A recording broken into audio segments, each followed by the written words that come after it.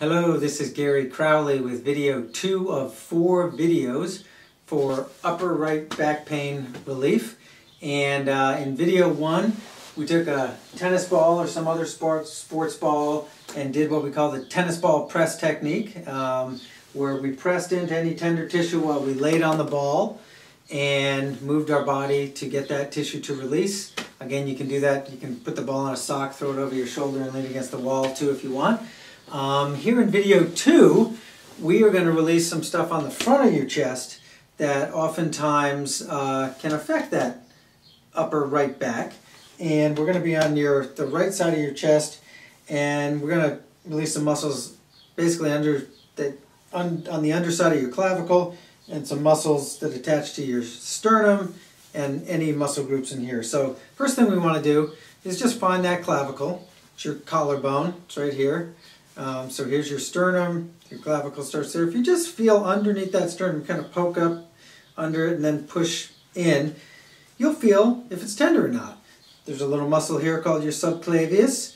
Likes to grab that rib there and yank on it and make your upper back feel not so good sometimes. And then there's your Pec Minor, which is the pectoralis, under your pectoralis major. And that attaches to a little finger that reaches through, that's attached to your shoulder blade. So this Pec Minor gets tight, it yanks on that little finger called the coracoid process, torques your shoulder blade, and then it makes your upper back hurt. So we just want to make sure there's no tender / painful tissue. When you press, healthy tissue doesn't hurt when you press on it.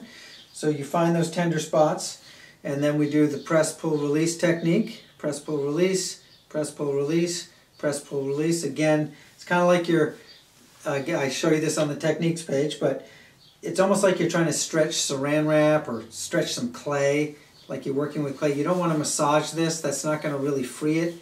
You want to grab a layer and stretch it, and grab a layer and stretch it, and grab a layer and stretch it. And that is pressing on all these little slinkies and sensors in your muscles that tell your cerebellum that that stuff has been left too tight. And then ideally your cerebellum that controls the settings for these muscles releases that tissue. So you just press, pull, release until it's not tender or painful. That means it's let go. And then you move to another little spot. And you just cover the whole underside of your clavicle. Now you can add a hand on hand to this if you need a little more pressure. Generally I can get in there, but I get stronger fingers than some folks. So you can press with your other hand. That helps add a little pressure. I'm doing a press, pull, release, but I can also do a press, hold, move, where I press on that tender spot, just hold it and make that tissue move under my pressure, and you release all that, or release it as best you can if it's really stubborn. Again, you might want to come back to it later. Then you're going to dig into the belly of that pectoralis muscle as best you can. Like there's a tender spot on me. You dig in there and get that to release as best you can. Well, that kind of likes that actually, so that's good. That's like a little bench press move. You got to be a little bit of an investigator. You can find what your body, how to communicate with that cerebellum that you want this tissue released. So that's a press, hold, move, and this is a press, pull, release. Come through, do all that belly of the pec, and then just come over to your sternum. This is your sternum's this bone that runs down the center of your chest, and come out to the edge of it a little bit, and that's where all your rib heads connect in to that sternum.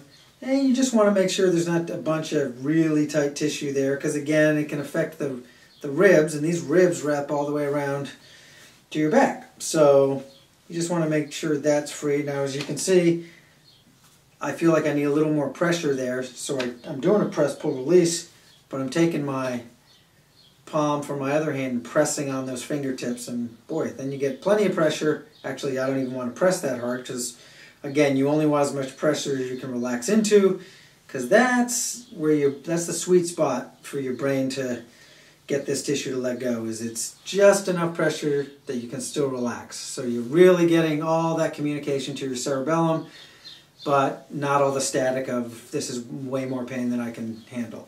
So you just make sure this whole pec, including the sternum attachments, are free.